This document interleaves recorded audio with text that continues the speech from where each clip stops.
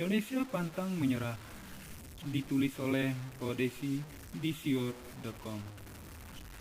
Menyenangkan sudah 3 bulan COVID-19 menyelesaikan semua perhatian total, habis-habisan. Bukan hanya nyawa orang terkasih yang direnggutnya, tetapi juga kehidupan dan rasa percaya diri kita. Wow, tunggu dulu. Maaf ya, nggak banget hidup kita ini dikontrol dan kuasai oleh COVID. Ingat, hidup yang indah ini adalah anugerah Tuhan. Ada banyak hal yang bisa kita buat dengan semua yang diberikan kepada kita. Lihat keluarga terkasih, kerabat, dan sahabat yang ada di sekitar kita. Apakah kita mau menolak begitu saja terhadap COVID? Di mana terima kasih kepada para medis yang berjuang untuk kita. Lalu, apakah kita juga akan menyanyiakan berkat dan talenta yang Tuhan berikan kepada setiap kita? Penulis ngomong sih gampang, pasti begitu komentar pembaca. Oke, penulis kembalikan kepada pembaca. Jika tidak melanjutkan hidup ini, lalu mau ngapain? Apakah kita mau udahan saja dengan rit masal? Ih, ogah banget, rugi. Miris tapi tolong, contoh omongan pecundang. Tolong jangan wariskan jiwa pecundang untuk generasi penerus bangsa ini. Kenapa tidak mencoba optimis, bangkit, tunjukkan kekuatan kita jauh lebih dahsyat dari COVID-19. Begini, disadari atau tidak, COVID yang angker telah mengubah kita. Ada beberapa perubahan akibat COVID-19. Misalnya, 1. Budaya hidup sehat dan bersih. 2. Membiasakan diri dengan protokoler, hidup seperti rajin, tangan topeng, dan jarak fisik. 3. Menjadi lebih kreatif dan mandiri. 4. Menjadi lebih kritis dengan belajar mencari tahu apa dan bagaimana COVID-19. 5. Menjadi lebih tegas dan peduli terhadap sesama. Jadi bagaimana? Kan lebih waras kita lanjutkan kehidupan kita. Pikir, memangnya kita akan begini-begini saja, diam dalam lingkaran kesulitan, ngebulat seperti kebanyakan tubuh kita karena kelamaan di rumah. Tanggung jawab setiap dari kita untuk melanjutkan kehidupan baru ke normal. Yuk, normal baru yang berarti bukan normal seperti kehidupan kita yang kemarin itu. Sebagai salah satu dari persiapan normal ini adalah sosialisasi terapi plasma konvalesen (TPK).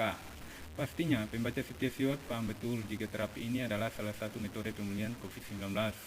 Persisnya ini adalah metode vaksinasi pasif yang dilakukan dengan cara menyediakan plasma pasien COVID-19 yang sudah disetujui untuk pasien yang masih belum diterjemahkan.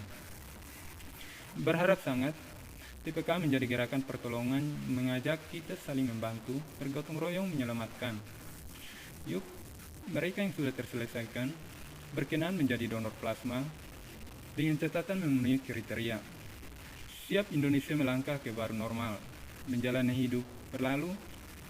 Jangan picik mengira ini untuk menyelamatkan ekonomi. Itu pikiran yang menarik dan juga menyesatkan. Hidup itu harus bergerak maju dan bukan mundur. Naif banget jika dipelintir normal baru sebagai alasan untuk mendongkrak ekonomi. Karena sebagai manusia, hidup ini harus berjalan terkait dengan pemenuhan kebutuhan yang terpenuhi jika roda ekonomi berputar. Lihat optimisme Jokowi. Apakah hanya Jokowi satu-satunya orang di Republik ini yang optimis menyelamatkan Indonesia? Lah terus yang lain ngontrak atau cuma jadi tamu doang di Indonesia? Maaf ya, penulis optimis bangsa ini bisa bangkit. Indonesia sudah siap dengan TPK yang diharapkan akan menjadi gerakan kehormatan di mana kita akan saling mendukung dan menjadi kabar baik untuk semua. Selain itu, Presiden Jokowi juga sudah masif meminta jajarannya untuk mensosialisasikannya fase baru normal yang segeranya harus bisa diadaptasi rakyat Indonesia.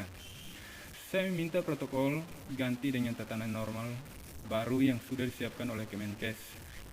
Ini disosialisasikan kepada masyarakat, kata Jokowi saat rapat kabinet terbatas melalui konferensi video Rabu 27 Mei 2020 dikutip dari kompas.com.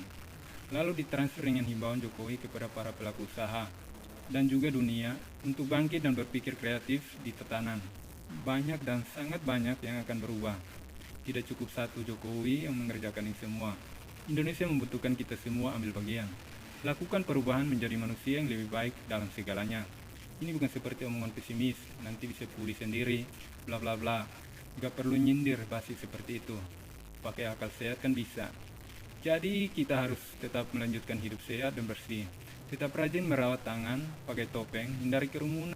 Dan jaga jarak alias patuhi jarak fisik. Bukan hal yang sulit kok, sederhana sekali. Lagi pula, jika itu menguntungkan, mengapa harus dipertentangkan? Teringat dokter mau menyanyikan inisiator terapi plasma konvalesen. Hormat dan salut untuk semangat dan cintanya untuk negeri ini. Termasuk juga kita semua di dalamnya. Ada banyak lelah, marah, dan air mata untuk pulih Indonesia dari COVID-19. Nyentuh banget, kompilasi dokter minta bantuan kepada kami. Jika Tuhan masih tidak lelah sama kita, maka kita juga mencoba untuk tidak lelah sama sesama. Wow, masuk banget, Cius. Tuhan pemilik isi bumi, dan yang memiliki kita saja tidak pernah menyerah dan menolong kita.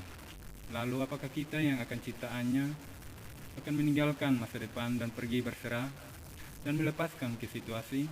Indonesia tidak dipastikan bukan narasi untuk bangsa ini.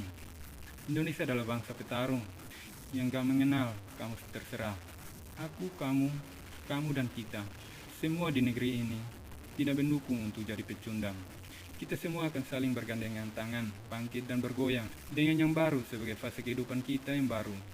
Optimis, COVID-19 tidak akan menghancurkan Indonesia, tetapi menentang negara ini dipulihkan jauh dan jauh lebih baik.